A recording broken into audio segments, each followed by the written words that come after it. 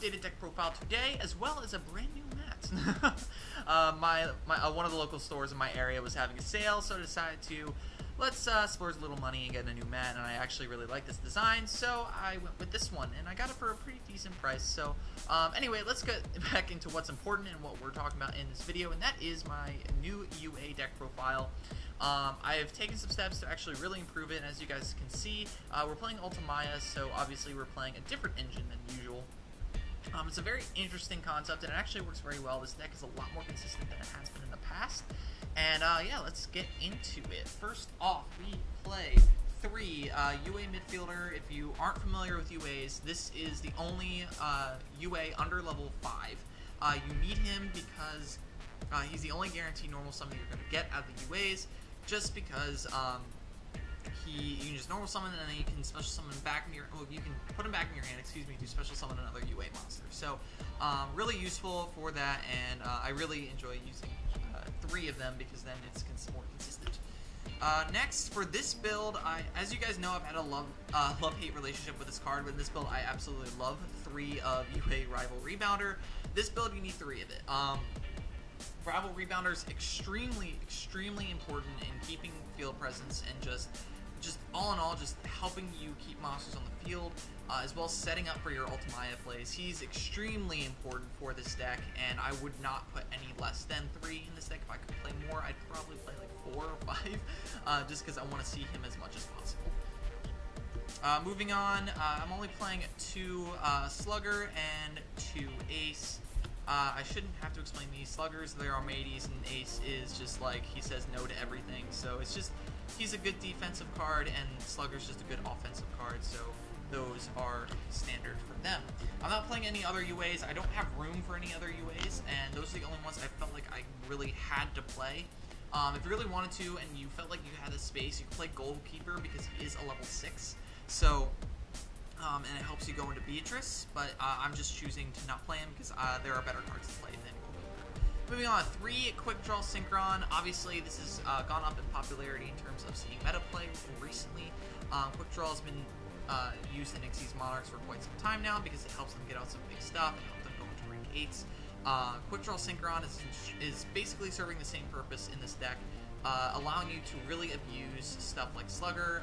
It also helps you abuse UA Signing Deal, because Ultimaya Zolkin does not synchro summon, you have to special summon it, and UA Signing Deal has the restriction that you can't synchro or Xyz summon with a monster you summon, so Ultimaya gets around that restriction, and it really helps you set up. So I'm very happy with that. Moving on, 1 Jet Synchron. This is just another target, and this actually works really well, especially in combination with Quick Draw, and I wouldn't change it.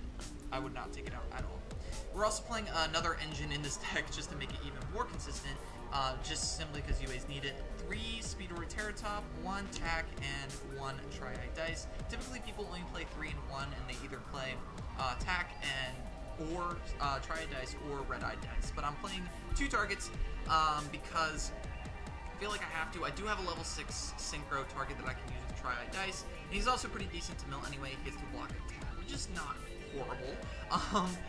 He also, in random situations, he can help you synchro into a level 8 monster, which you have a lot of in this deck, so he is very useful, and he can even help you go into Charge Warrior, which is really nice. Okay. Moving on, last monster I play is Glow Bulb. This card's nuts. I only need 1. I only ever need 1 in this deck. It can be Tribute Fodder. You can use it to get out Injury Beast or Bargown, which are absolutely fantastic cards, and I do play them.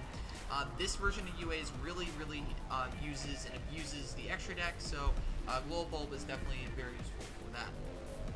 Next, I am playing 3 UA Stadium, and to go along with that, I'm also playing 1 Terraforming.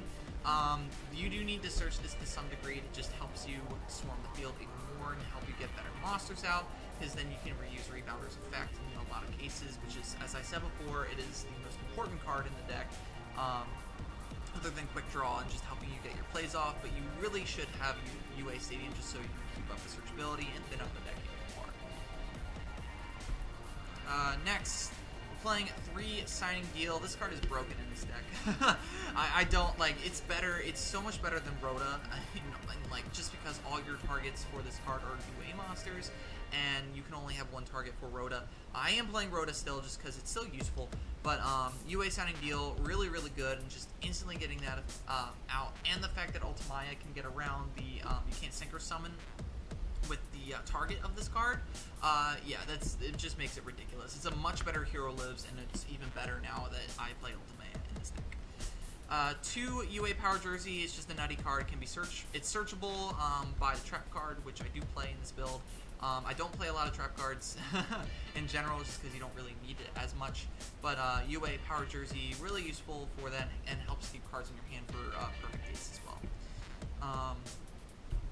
2, the Monarch Stormforth. I only have room for 2, and honestly, I don't like more than 2 because it can block your plays with Ultimaya. This is just like in the case that I need to get rid of my opponent's monster that's causing me a lot of trouble.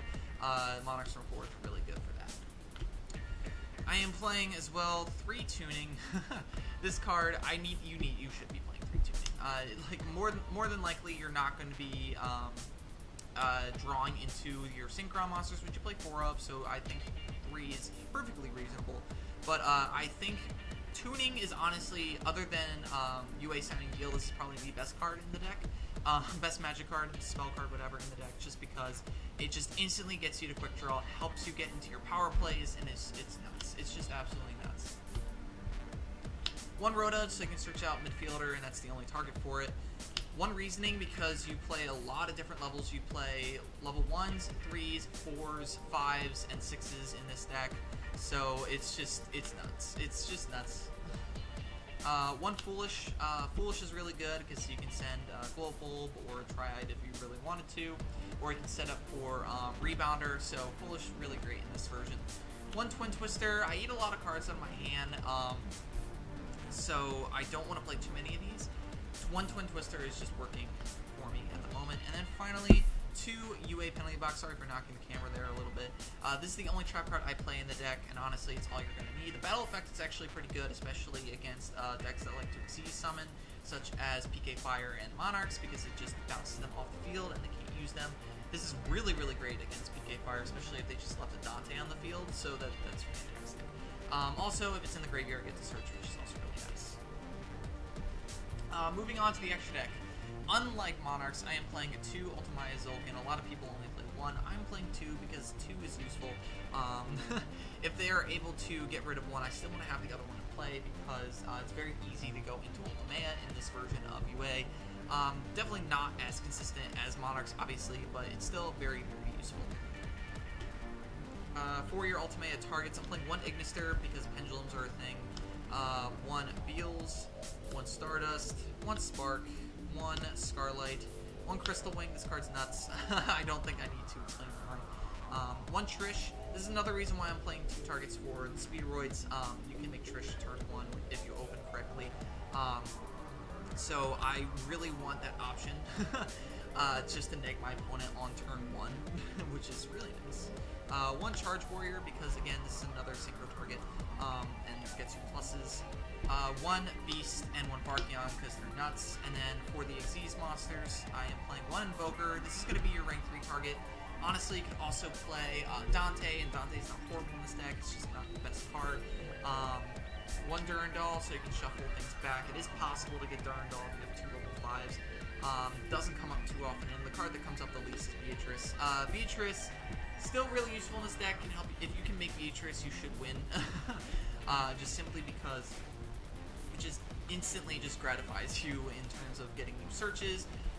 It opens you up to just a lot of nutty plays. So if you can make Beatrice, typically it's going to be through one of your Rebounders and Stardust Charge Warrior if you make it. But Beatrice, it's nuts in this deck. So playing 1. So thank you guys for watching this deck profile. Don't forget to like, comment, and subscribe. And as always, guys, have a nice